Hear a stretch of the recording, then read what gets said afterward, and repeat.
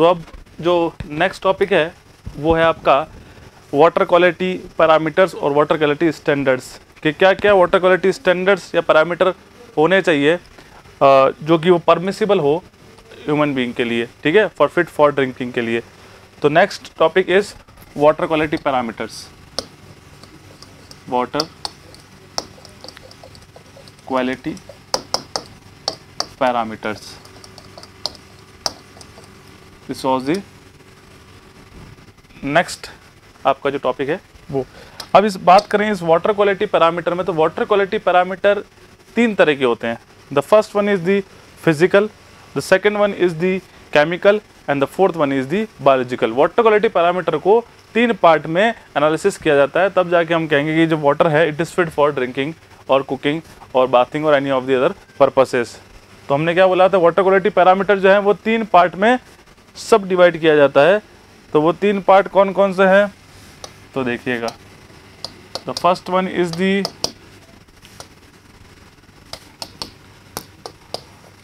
Physical water quality parameters, chemical, next one is the chemical water quality parameters, and the third one is the biological water quality parameter। कौन कौन से हैं, physical, chemical and biological, इन तीन parts में सब divide किया है water quality parameters. अब ये जो पैरामीटर्स हैं, कौन से पैरामीटर्स को हम फिजिकल वाटर क्वालिटी पैरामीटर कहते हैं, किसे हम केमिकल कहते हैं, और कौन कौन से parameter biological water quality parameter में आते हैं, तो ये सब हमें पता होना चाहिए। फिजिकल, पहली बात करें फिजिकल, तो एक हेडिंग डालिएगा छोटा सा कि एक डेफिनेशन लिखते हैं कि what is physical. Physical water quality parameter क्या होते हैं, उसके बाद में कौन कौन से पैरामीटर्स आते हैं फिजिकल में, वो हम फिर डिस्कस करेंगे इसके बाद। तो पहले समझते हैं कि what is physical water quality parameter, मतलब वो पैरामीटर्स जिन्हें हम फील कर सके बाय आवर सेंसेस, हम हमारे सेंसेस के द्वारा उसे फील कर सके, जैसे छू के बता सके, जिसे हम देख के बता सके, जिसे हम पी के बता सके, जिसे हम स्मेल करके बता सके। जितने भी पैरामीटर हैं जो कि हम हमारे सेंसेस से डिटरमाइन कर सकते हैं या उस पैरामीटर के होने का पता लगा सकते हैं, उन पैरामीटर्स को हम कहते हैं फिजिकल वाटर क्वालिटी पैरामीटर। तो एक डेफिनेशन लिख दीजिएगा इसके अंदर, physical water quality parameters are those parameter, water quality parameter are those parameters ये वो पैरामीटर होते हैं, those parameters which can be feel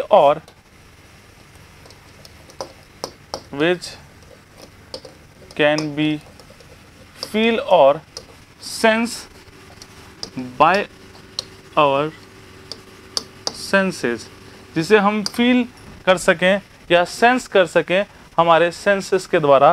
these parameters are termed as the physical water quality parameters. उन parameters को हम क्या कहेंगे, physical water quality parameter कहेंगे। अब आते हैं अपन फिजिकल वाटर क्वालिटी पैरामीटर में कौन कौन से पैरामीटर आते हैं। तो फिजिकल अभी बताया मैंने, जिसको हम सेंसेस से फील कर सके, जैसे देखने से, हमारी आईज से हमने क्या किया, एक सैंपल को देखा, एक वाटर सैंपल को देखा, और उस सैंपल में हमने क्या देखा, सर इसके अंदर तो क्या था, सर इसके अंदर तो कुछ पार्टिकल्स क्या कर रहे थे, मूव कर रहे थे। एक गिलास है, बीकर है कांच के, उसमें कुछ पार्टिकल मूव कर रहे थे, मतलब वो क्या है, वो सर सस्पेंडेड सॉलिड्स है, सस्पेंडेड सॉलिड्स के है, ठीक है, उसे क्या कहेंगे, सस्पेंडेड सॉलिड। इस तरह से कि किसी के अंदर आपने लाइट पास करी, पर वो लाइट क्या है, वो सर पास नहीं हो रही, वो स्कैटर्ड हो रही है, तो टर्बिडिटी हुई, ठीक है, टर्बिडिटी भी हम देख सकते हैं। फिर अगर बात करें स्मेल, अगर हमने उसको ग्लास ऑफ वाटर को हमने स्मेल किया तो उसमें कैसी आ रही, सर ऑर्डर आ रही, ऑर्डर प्रॉब्लम आ रही, तो मतलब वो ऑर्डर हो गया, ठीक है, ऑर्डर। हमने उसको पिया और लग रहा है सर इसमें तो थोड़ा सा नमक सा टेस्ट आ रहा है, बिटर टेस्ट आ रहा है, या कोई भी टेस्ट आ रहा है, अपना सॉर टेस्ट आ रहा है, तो मतलब ये क्या हो गया, सर ये कहीं ना कोई प्रॉब्लम है, तो उसको क्या बोलेंगे, टेस्ट, ठीक है। टेस्ट करने से जो प्रॉब्लम होगी, तो ऑर्डर हो गया आपका, टेस्ट हो गया। अगर हमने उस ग्लास ऑफ वाटर को देखा तो उसमें देखा सर इसमें तो कुछ कलर अजीब सा है, थोड़ा डार्क कलर का वाटर है या पेल येलो कलर का वाटर है, तो मतलब क्या है, कुछ ना कुछ इसमें गंदगी हो सकती है, कुछ इंप्योरिटीज इसके अंदर प्रेजेंट हो सकती है। तो हमने क्या देखा कि सर ये कोई ना कोई कलर प्रॉब्लम भी है, क्योंकि सेंस कर पा रहे हैं या फील कर पा रहे हैं, हम देख पा रहे हैं अपने सेंसेस के थ्रू, इसलिए इनको हम फिजिकल वाटर क्वालिटी पैरामीटर में लिखेंगे। टेम्परेचर, मैंने उस ग्लास ऑफ वाटर को हमने पकड़ा और देखा है तो बहुत ज़्यादा गर्म या बहुत ज़्यादा ठंडा है, ठीक है, एक नॉर्मल टेम्परेचर नहीं है जो कि होना चाहिए। तो मतलब क्या है, टेम्परेचर भी एक तरह का क्या है, फिजिकल वाटर क्वालिटी पैरामीटर। जितने पैरामीटर मैंने बोले, these all parameters comes under the physical water quality parameter. किस में आता है, फिजिकल वाटर क्वालिटी पैरामीटर में आता है। तो लिखिएगा, लिखना स्टार्ट करिएगा। The first parameter is suspended solid. तो सस्पेंडेड सॉलिड कैसा है, फिजिकल। फिर टर्बिडिटी कैसा है, फिजिकल। फिर क्या है आपका, कलर। फिर taste and odour, then temperature. तो ये सारे पैरामीटर कौन से हैं, these all comes under the physical water quality parameter because reason क्या है सर, इसका रीज़न ये है कि ये जितने भी पैरामीटर है इन्हें हम हमारे सेंसेस से फील कर सकते हैं, इसलिए इनको हमने लिख दिया है फिजिकल वाटर क्वालिटी पैरामीटर में। और इनकी डेफिनेशन जो है फिजिकल वाटर क्वालिटी पैरामीटर की, वो ये देखो यहाँ पे लिख रखी है कि physical water quality parameter are those parameters which can be feel और सेंस बाय आवर सेंसेस, जो कि हम फील या सेंस कर सकते हैं हमारे सेंसेस के द्वारा, देखने से, स्मेल करके, टेस्ट करके, टच करके, ये सभी क्या है, हमारे सेंसेस हैं, ठीक है। अब आते हैं अपन next. The next one is the chemical water quality parameters. Chemical water quality parameter का मतलब क्या है सर, ऐसे पैरामीटर्स जिसे हम हमारे सेंसेस का यूज करके पता नहीं कर सकते, डिटेक्ट नहीं कर सकते। These parameters are comes under the chemical water quality parameter, ठीक है। क्या बोला कि जिसको हम हमारे सेंसेस का यूज करके डिटरमाइन कर सकते हैं, these are the physical water quality parameters, and if we are not feel or sense by our senses, then these parameters are comes under the chemical water quality parameters। तो अब हम पढ़ेंगे next जो आपका topic है water quality parameter में, वो है chemical water quality parameter. Note करिए इसको।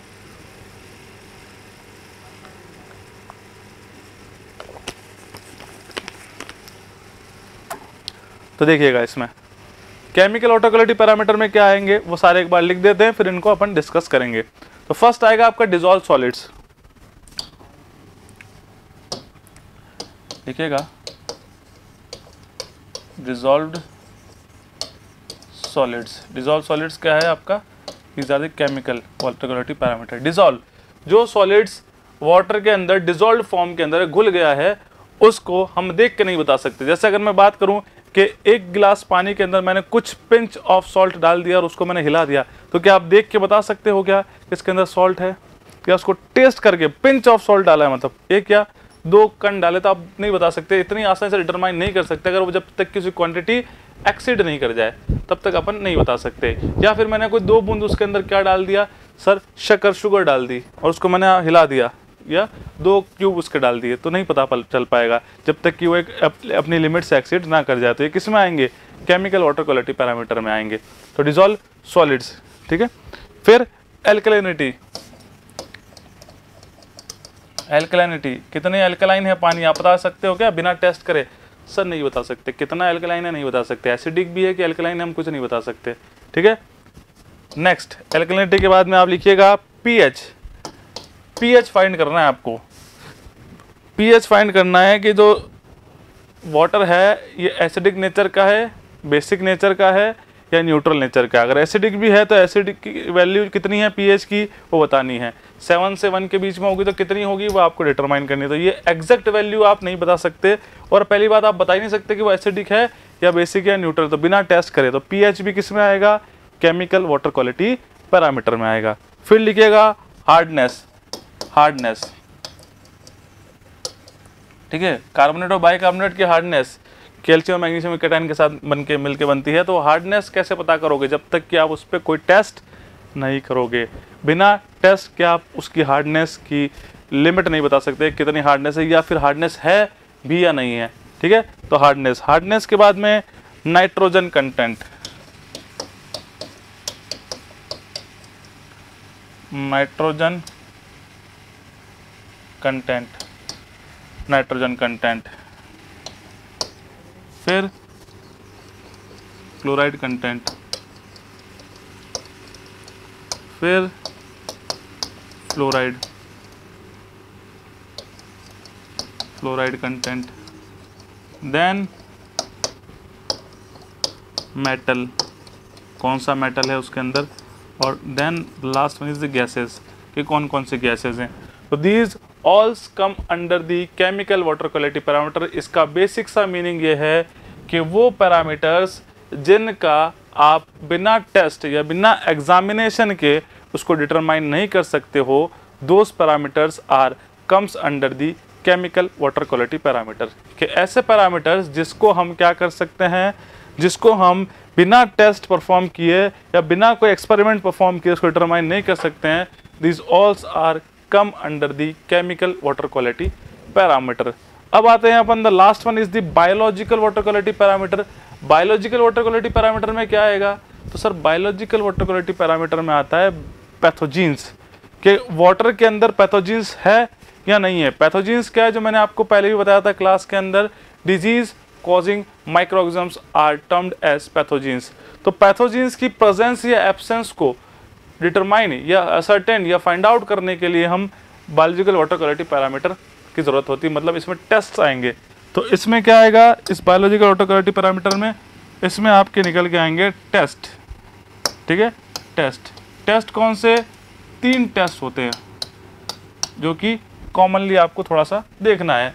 The first one is the coliform index test होता है, मेम्ब्रेन फिल्टर टेक्निक होती है, और एम्पियन नंबर होता है। तो तीनों टेस्ट लिखिएगा, membrane filter technique,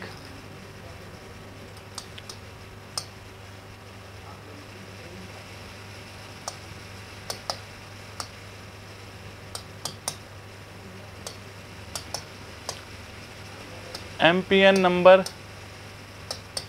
एम्पियन test, most probable number test, और कॉलीफॉर्म इंडेक्स टेस्ट, ठीक है। ये टेस्ट होते हैं आपके। ये टेस्ट किस में अंदर आते हैं, बायोलॉजिकल वाटर क्वालिटी पैरामीटर। और क्यों ज़रूरत पड़ती है कि पैथोजेंस को डिटेक्ट करना होता है, क्योंकि अगर बिना पैथोजेंस को डिटेक्ट करे आपने वाटर सप्लाई कर दिया कम्युनिटी को, तो होगा क्या सर, होगा ये कि जो भी उसको कंज्यूम करेगा, जो भी ह्यूमन बीइंग या जो भी पर्सन उसको कंज्यूम करेगा, और they are infected with some diseases, तो उनको क्या हो जाएगी, कोई ना कोई डिजीज़ हो जाएगी। तो इसलिए वाटर को सप्लाई करने से पहले उसके बैक्टीरियोलॉजिकल क्वालिटी टेस्ट करनी होती है, डिटरमाइन करनी होती है। तो वो आते हैं बायोलॉजिकल वाटर क्वालिटी पैरामीटर के अंदर। बैक्टीरियल क्वालिटी के अंदर क्या आता है, पैथोजेंस को डिटेक्ट करना होता है। पैथोजेंस क्या होते हैं, जो डिजीज कॉजिंग माइक्रो ऑर्गेनिज्म होते हैं, उनको बोलते हैं पैथोजेंस। डन। चलिए अब अपन आते हैं वन बाय वन, इनको देखते हैं कि सर क्या होता है आपका सस्पेंडेड सॉलिड्स, क्या परमिसिबल लिमिट होती है, इनकी परमिसिबल लिमिट भी पता होनी चाहिए कि कितनी परमिसिबल लिमिट होती है। अगर शॉर्ट नोट्स बोलता है फिजिकल वाटर क्वालिटी पैरामीटर में, तो आपको उनके बारे में, सबके बारे में लिखना है, कौन सा टेस्ट से परफॉर्म करते हैं और क्या परमिसिबल लिमिट होती है, उसका क्या इफेक्ट होता है ह्यूमन बीइंग के ऊपर। तो पहला देखेंगे फिजिकल क्वालिटी पैरामीटर में। फिजिकल क्वालिटी पैरामीटर में पहला जो देखेंगे वो था आपका suspended solid.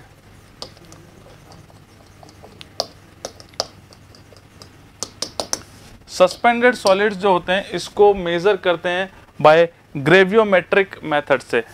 ग्रेवियोमेट्रिक method, by using the gravimetric method से इसको डिटरमाइन करते हैं। और सस्पेंडेड सॉलिड्स किसके कारण होते हैं, ऑर्गेनिक और इनऑर्गेनिक दोनों कंपाउंड के कारण क्या होते हैं, आपके सस्पेंडेड सॉलिड्स वाटर में प्रेजेंट होते हैं। दूसरा, अगर सस्पेंडेड सॉलिड्स की बात करी जाए तो इसका इफेक्ट क्या होगा, तो साइकोलॉजिकल इफेक्ट होगा। एक साइकोलॉजिकल इफेक्ट मतलब अगर कोई इंप्योरिटीज उसके अंदर तैर रही है, फ्लोट कर रही है, तो आप क्या कहोगे, यार ये पानी सही नहीं है, क्योंकि उसमें आपकी साइकोलॉजी ऐसी है कि नहीं, अगर कुछ उसमें तैर रहा है मतलब वो पानी क्या है, आपका पॉल्यूटेड है या गंदा है। अगर सस्पेंडेड सॉलिड्स बायोलॉजिकल नेचर के होंगे तो वो क्या कर देंगे सर, बायोलॉजिकल जो होते हैं, बायोलॉजिकल ऑर्गेनिज्म, तो वो माइक्रोऑर्गेनिज्म्स को अट्रैक्ट करेंगे बायोलॉजिकल मैटर, और वो ऑर्गेनिक मैटर को डिकम्पोज करेंगे। तो वो जब अट्रैक्ट करेंगे तो माइक्रोऑर्गेनिज्म्स आएंगे, माइक्रोऑर्गेनिज्म्स क्या करेंगे, आपको डिजीज कॉज करेंगे। क्लियर हुआ, तो डिजीज भी कॉज करते हैं। तो यहाँ पे लिखिएगा suspended solids comes from both organic as well as inorganic particles।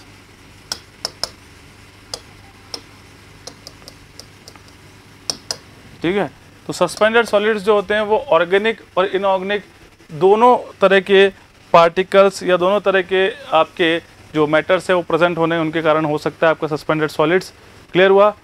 Impact की बात करें, क्या इसका असर होगा अगर आपने कंज्यूम कर लिया तो क्या इम्पैक्ट होगा? तो एक तो कॉमन सा है, सभी में कॉमन चलता है, होता है साइकोलॉजिकल इफेक्ट।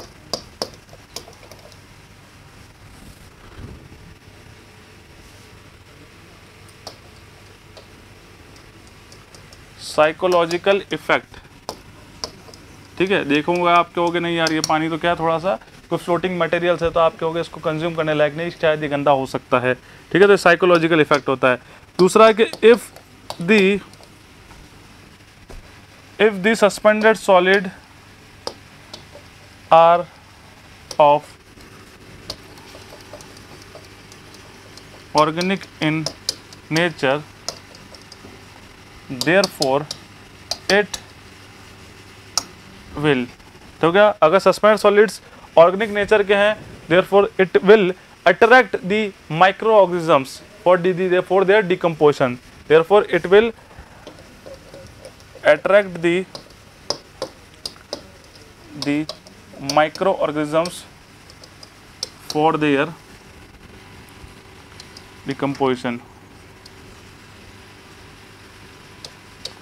decomposition, ठीक है।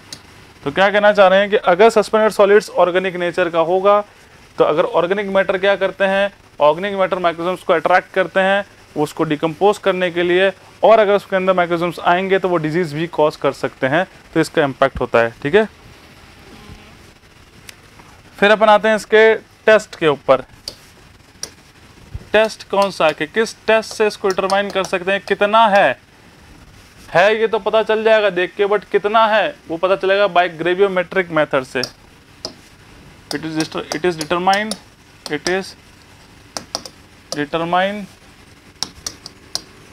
Bye the help of ग्रेवियोमेट्रिक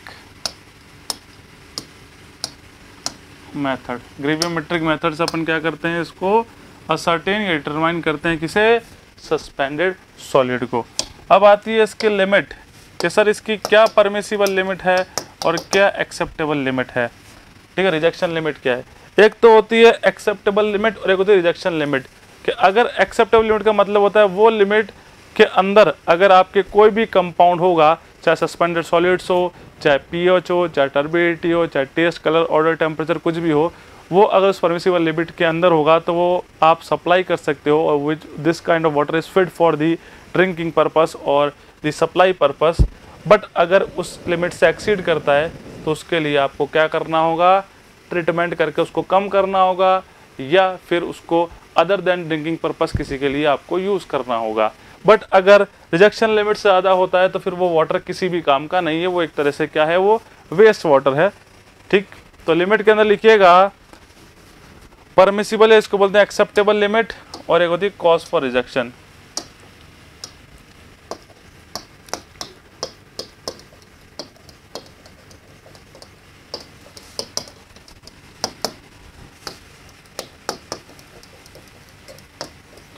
cause for rejection या रिजेक्शन लिमिट भी कहते हैं।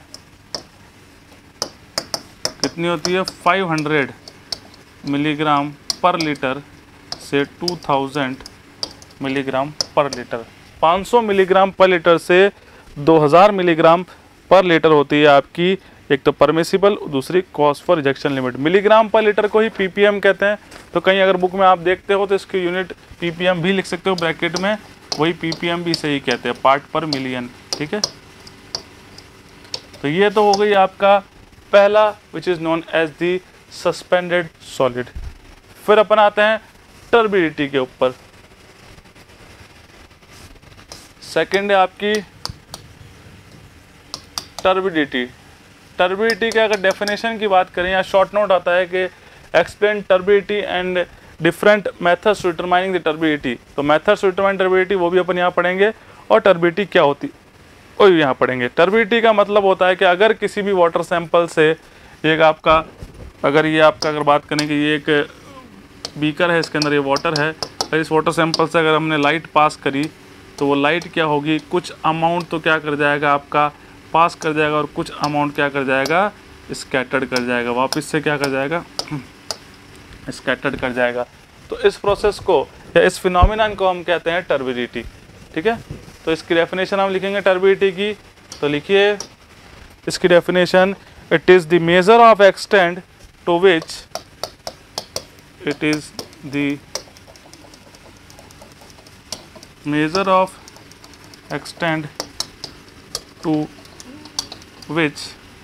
the measure of extent to which light is either absorbed or which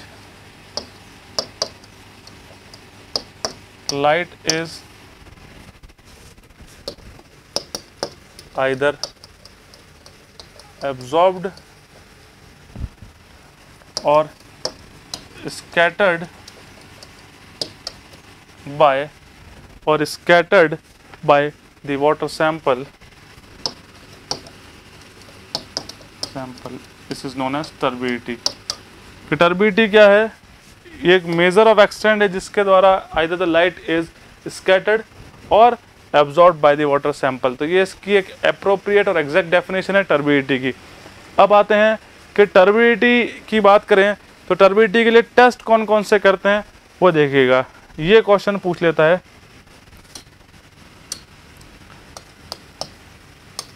test for determination of turbidity.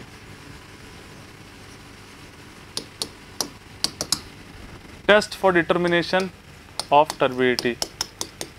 Turbidity को डिटरमाइन करने के test कौन कौन से होते हैं, फर्स्ट, सेकंड, थर्ड और fourth.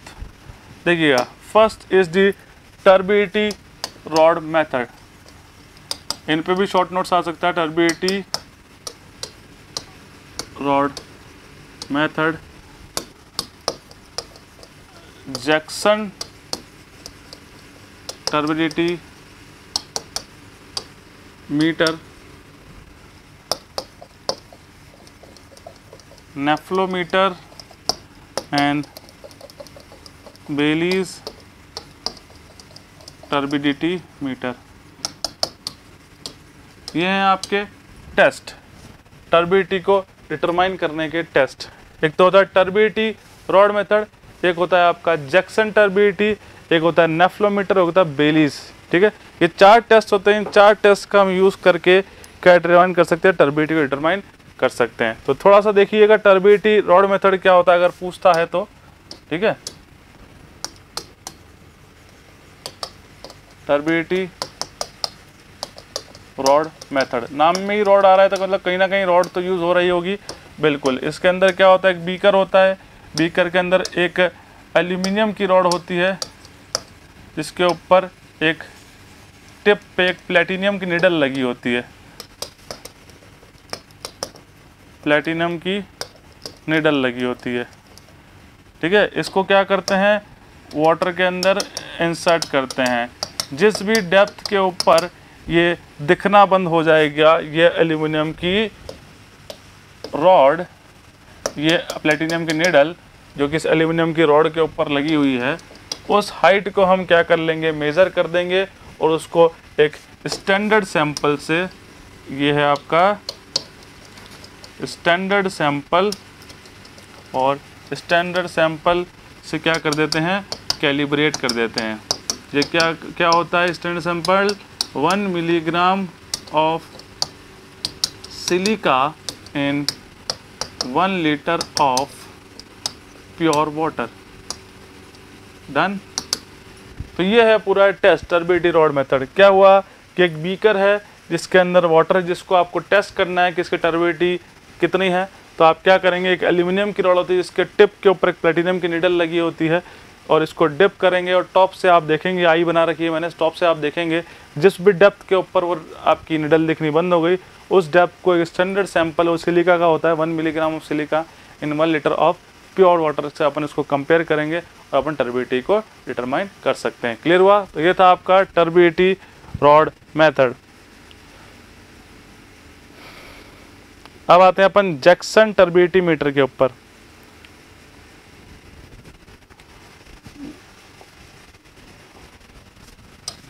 Next is Jackson turbidity meter. Jackson turbidity meter क्या कहता है कि ये वाटर बॉडीज के लिए होता है, ठीक है। वाटर बॉडीज मतलब जो हायर टर्बिडिटी जिसके अंदर होगी उनको मेजर करने के लिए जैक्सन टर्बिडिटी मीटर का उपयोग या यूज किया जाता है for natural water bodies. It is used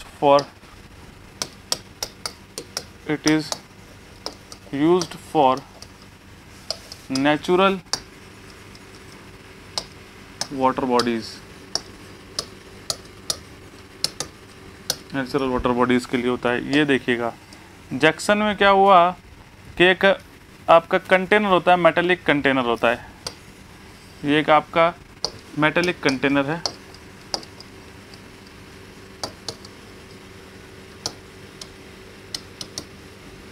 metallic container with a glass bottom. ये जो बॉटम होता है इसका, ये बॉटम किसका होता है? ग्लास बॉटम होता है।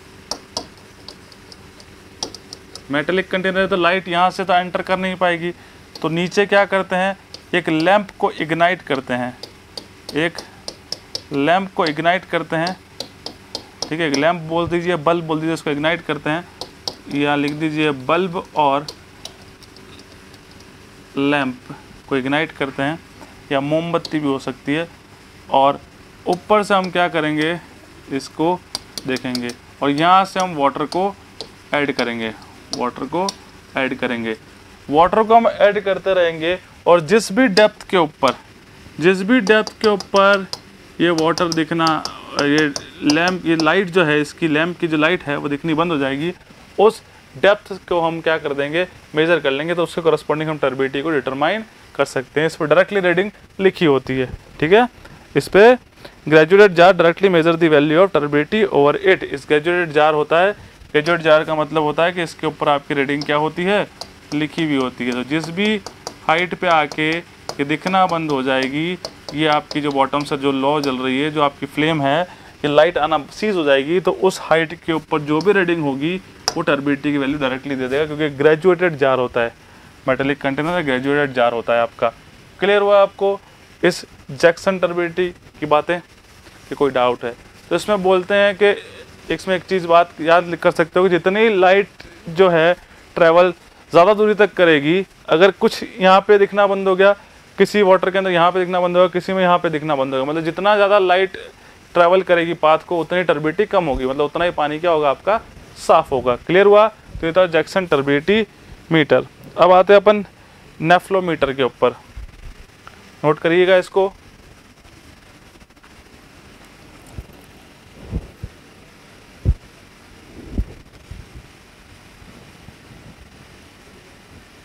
हो गया? अब आते हैं अपन नेफ्लोमीटर पे। थर्ड है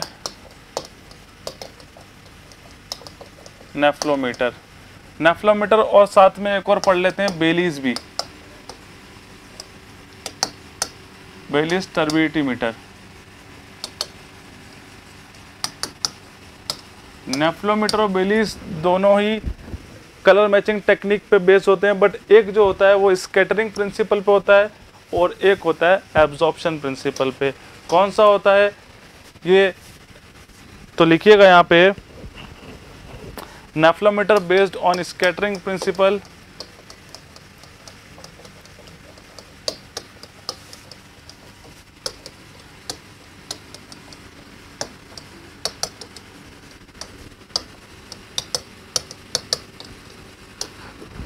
एंड बेलीज, ठीक है। Baylis turbidity meter are based on absorption principle.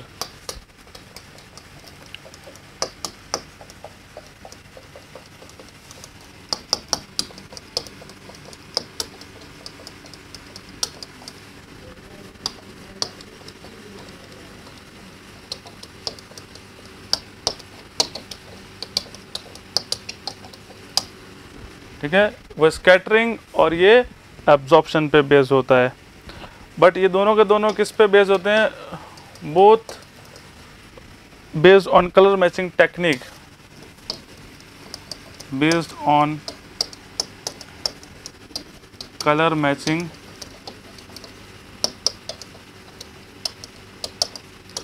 Technique. दोनों ही कलर मैचिंग टेक्निक पे बेस होते हैं। पर ये याद रखिएगा कि नेफ्लोमीटर में लाइट स्कैटर्ड करती है और बेलीज में पास करती है। देखिएगा डायग्राम की अगर बात करें तो यहाँ पे आपका टेस्ट ट्यूब्स होती हैं, ये आपकी टेस्ट ट्यूब्स हो गई, और यहाँ पे आपका एक इंसिडेंट ऑफ लाइट, जहाँ से लाइट आपकी इंसिडेंट करेगी। ये पूरा एक क्लोज्ड कंटेनर बॉक्स के अंदर होता है।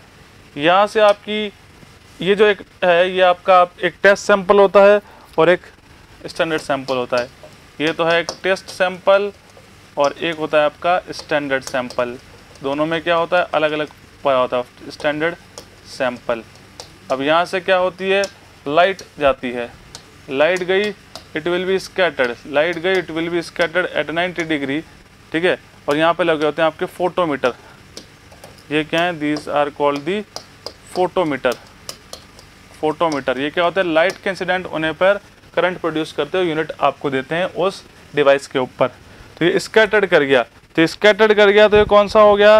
ये नेफ्लोमीटर हो गया। तो इसमें जो आपके फोटोमीटर होते हैं प्लेस्ड एट 90 डिग्री के ऊपर प्लेस्ड होते हैं। ठीक है, और इसी तरह से अगर हम बात की जाए नेक्स्ट, जो ये तो हो गया आपका नेफ्लोमीटर का, तो यहाँ पे लिख सकते हो नेफ्लोमीटर का वर्किंग प्रिंसिपल है किस तरह से। और ये बेलीज टर्बिडिटी मीटर, बेलीज टर्बिडिटी मीटर। यहाँ पे हमने क्या देखा था कि सर इसके अंदर अगेन दो टेस्ट ट्यूब होती है, यहाँ से लाइट स्कैटर्ड करती है, यहाँ से लाइट स्कैटर्ड करती है, पर यहाँ से इंसिडेंट करती है, पर लाइट स्कैटर्ड ना होने के साथ ये लाइट पास हो जाती है, लाइट पास हो जाती है, स्कैटर्ड नहीं करती। और यहाँ पे इसके just behind the test tube, इसमें कहाँ लगे होते हैं photometer? Just behind the test tube, test tube के जस्ट बिहाइंड लगते हैं। ये टेस्ट सैंपल हो गया, ये स्टैंडर्ड सैंपल हो गया, ये बल्ब बोल दो, लैंप बोल दो, सोर्स ऑफ लाइट है जहाँ से वो। तो इसमें क्या कर रहा है? इसमें स्कैटर्ड कर रहा है, नेफ्लोमीटर है, और बेलीज में एब्जॉर्प्शन कर रहा है। तो एब्जॉर्प्शन कर रहा है तो इस फोटोमीटर है, ये दोनों क्या हैं? These are the photometer. तो फोटोमीटर जो है प्लेस्ड वो कहाँ होते हैं? Just behind the test tube, test tube के जस्ट पीछे फोटोमीटर प्लेस होते हैं। किसके अंदर? बेलीज में। और नेफ्लोमीटर में किस पे होते हैं? 90 डिग्री पे होते हैं, क्योंकि वहाँ पे लाइट स्कैटर्ड करती है। तभी तो बोला है कि नेफ्लोमीटर स्कैटरिंग प्रिंसिपल पे और बेलीज एब्जॉर्प्शन प्रिंसिपल पे। और दोनों होते हैं कलर मैचिंग टेक्निक पे, क्योंकि स्टैंडर्ड सैंपल दोनों के अंदर बनाया। देखिए यहाँ पे स्टैंडर्ड सैंपल है और यहाँ पे भी स्टैंडर्ड सैंपल। तो स्टैंडर्ड सैंपल क्या करता है? वो रीडिंग को कैलिब्रेट करके और एक वैल्यू बताता है कि टर्बिडिटी कितनी है। तो ये दोनों मेथड जो है ये एप्लीकेबल होते हैं किसके लिए? ये 1 यूनिट से कम टर्बिडिटी को मेजर करने के लिए applicable. Therefore it is used for the water supply. Water supply का जो वाटर होता है उसकी टर्बिडिटी को मेजर करने के लिए हम either we can use the Baylis और नेफ्लोमीटर, दोनों में से किसी का भी यूज कर सकते हैं। क्लियर हुआ? तो इस डायग्राम को नोट करिएगा।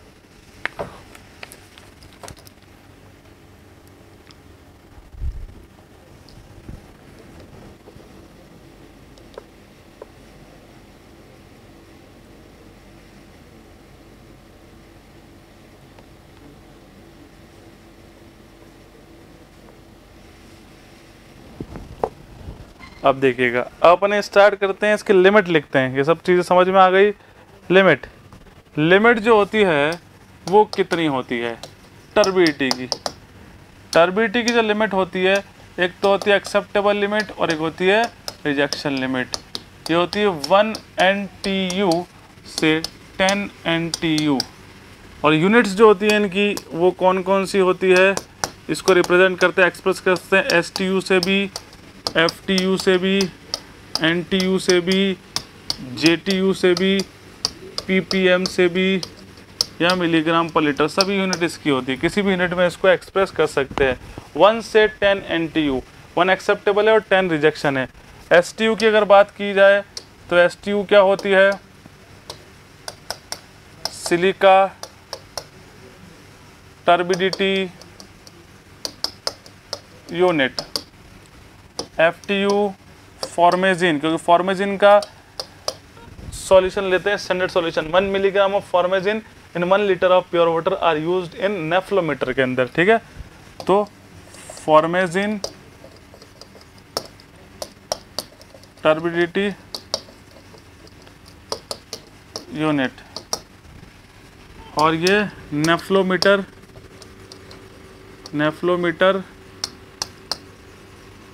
Turbidity unit. JTU क्या होता है, Jackson turbidity unit. PPM part पर मिलियन और मिलीग्राम पर लीटर। तो ये सभी क्या है, ये यूनिट्स है टर्बिडिटी को एक्सप्रेस करने की। तो ये हो गया आपका टर्बिडिटी। इस पर अगर शॉर्ट नोट आता है तो आप अच्छे से लिख सकते हो कि explain turbidity and the test for determining the turbidity of a water sample. तो किसका ये आप पूरा पैटर्न फॉलो कर सकते हो। फिर आते हैं अपन colour. Next is third one is colour. Colour जो होता है उसका दो कॉज हो सकते हैं, एक तो दो तरह का होता है, एक तो अपरेंट होता है और एक ट्रू कलर होता है। अपरेंट जो होता है वो टाइम के साथ वेरी करता है, ट्रू कलर टाइम के साथ वेरी नहीं करता, वो परमानेंट होता है। ट्रू कलर जो टाइम के साथ वेरी नहीं करता, परमानेंट होता है। तो कलर को अगर क्लासीफाई करें तो दो पार्ट में क्लासीफाई होता है। एक तो होता है अपरेंट कलर। अपरेंट कलर किसी भी वाटर सैंपल के अंदर अगर कलर होगा तो वो दो तरह से होता है। अगर देखेंगे कि किसके अंदर वाटर के अंदर कलर स्टेबल रहता है, किसी में कुछ समय के बाद में वो गायब हो जाता है। किस में होता है वो बताऊंगा एग्जांपल। एक तो होता है अपरेंट कलर और एक होता है आपका ट्रू कलर। ट्रू कलर का मेन कॉज क्या होता है, तो ट्रू कलर का कॉज होता है डिजॉल्व्ड सॉलिड्स, और अपरेंट कलर का क्या होता है, suspended solid plus dissolve solid. अब हुआ क्या एग्जांपल देखो। ट्रू कलर, मैंने एक बीकर लिया और उसमें 10 बूंद क्या डाल दिया, इंक डाल दी, पेन की जो इंक होती है फाउंटेन पेन की, तो कलर कैसा हो गया, ब्लू। अगर उसको 4 घंटे बाद देखो, चाहे 5 घंटे बाद देखो, कैसा रहेगा, वो ब्लू ही रहेगा। तो मतलब ये क्या है, ये ट्रू कलर हो गया। अपरेंट कलर क्या हुआ कि एक मैंने गिलास ली, एक गिलास ली मैंने, कांच की गिलास ली, और उसके अंदर अपन ने क्या कर दिया, सेंड डाल दी, और सेंड डाल के उसको हिला दिया तो वो क्या हो गया, येलो कलर हो गया, पेल येलो कलर हो गया। पर कुछ समय के बाद अगर अपन ने रख दिया और 5-7 घंटे बाद उसको आके देखते हैं तो कलर लाइट हो गया।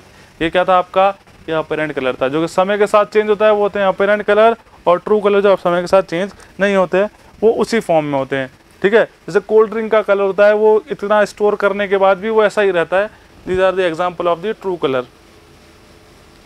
इम्पैक्ट क्या होता है, अगर कलर वाटर अगर आपने पी लिया तो आपका एक तो होता है कलर वाटर जब पीते हैं तो कलर जो होता है वो कलर रिएक्ट करता है क्लोरीन से, एक कार्सिनोजेनिक कंपाउंड बनाता है जो होता है कैंसर कॉजिंग कंपाउंड से, कैंसर कॉज कर सकता है। अगर किसी भी वाटर के अंदर कलर है अपनी परमिसिबल लिमिट से ज़्यादा, अगर उसको जब हम ट्रीटमेंट करते हैं तो उस समय वो क्लोरीन जब ऐड करते हैं ट्रीटमेंट के समय, तो क्लोरीन से रिएक्ट करके वो कार्सिनोजेनिक कंपाउंड बना देता है, जिसको बोलते हैं कैंसर कॉजिंग कंपाउंड। क्लियर हुआ? तो यहाँ पे लिखिएगा इम्पैक्ट के अंदर, इम्पैक्ट में लिखिएगा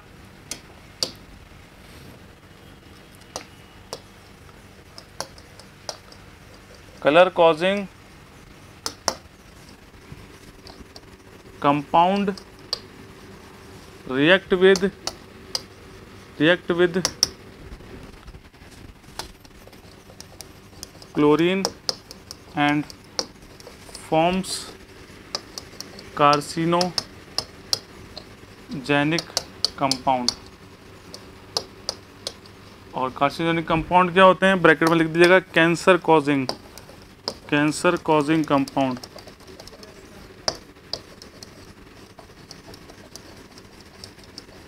कैंसर कॉजिंग कंपाउंड कहते हैं। ये हो गया इसका इम्पैक्ट। अगर आप बात करें कि कलर को मेज़र किससे करते हैं तो टिंटोमीटर से करते हैं। तो लिखिएगा टेस्ट की अगर बात करें, colour is measured by using टिंटोमीटर। टिंटोमीटर के द्वारा हम क्या करते हैं, कलर को मेज़र करते हैं। कलर की अगर लिमिट की बात करें कि सर कलर की लिमिट कितनी होनी चाहिए, परमिसिबल और रिजेक्शन लिमिट, ठीक है, तो वो देखिएगा एक्सेप्टेबल लिमिट और रिजेक्शन लिमिट। एक्सेप्टेबल लिमिट होती है आपकी 5, ठीक है, TCU 225 TCU। TCU is responsible for, it is assemble for true color unit।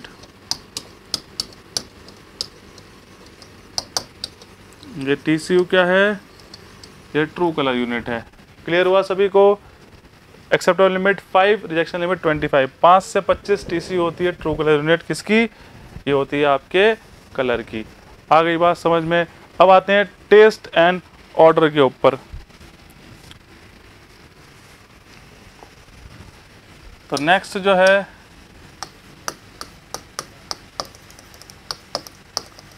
Test and order. Test हम क्या कर सकते हैं सर, उसको पानी को पी के हम बता सकते हैं कि कैसा टेस्ट है, बिटर है, सोर है, या फिर हम उसको स्मेल करके उसका ऑर्डर पता कर सकते हैं, पंजेंट है या कैसा है, ठीक है। तो टेस्ट एंड ऑर्डर के लिए responsible dissolve gases, organic matter. तो रिस्पॉन्सिबल कौन है, responsible compounds are dissolved gases, organic matter, et cetera. Salts, ये सभी किसके लिए रिस्पॉन्सिबल होते हैं, आपके टेस्ट एंड ऑर्डर के लिए। अगर टेस्ट की बात करें कि किस टेस्ट से, तो ओडोमीटर टेस्ट से। किससे मेज़र करते हैं, ऑस्मोस्कोप से। Measure by using osmoscope device. Osmoscope से हम क्या करते हैं, टेस्ट एंड ऑर्डर को मेज़र करते हैं। अगर इसकी लिमिट की बात करें तो कौन कौन सी होती है, एक्सेप्टेबल होती है कि रिजेक्शन होती है। तो एक्सेप्टेबल लिमिट जो होगी, और एक सेकंड होती है आपकी रिजेक्शन लिमिट। कितनी, 1 TON से 3 TON, and here TON is represented as threshold order number। Threshold order number कहते हैं TON को। आ गई बात समझ में? तो लिखिए टेस्ट एंड ऑर्डर के बारे में। टेस्ट एंड ऑर्डर के बारे में लिखिए, device, osmoscope, dissolve gases, organic matter, salts, इन सभी के कारण क्या होता है, टेस्ट एंड ऑर्डर आता है।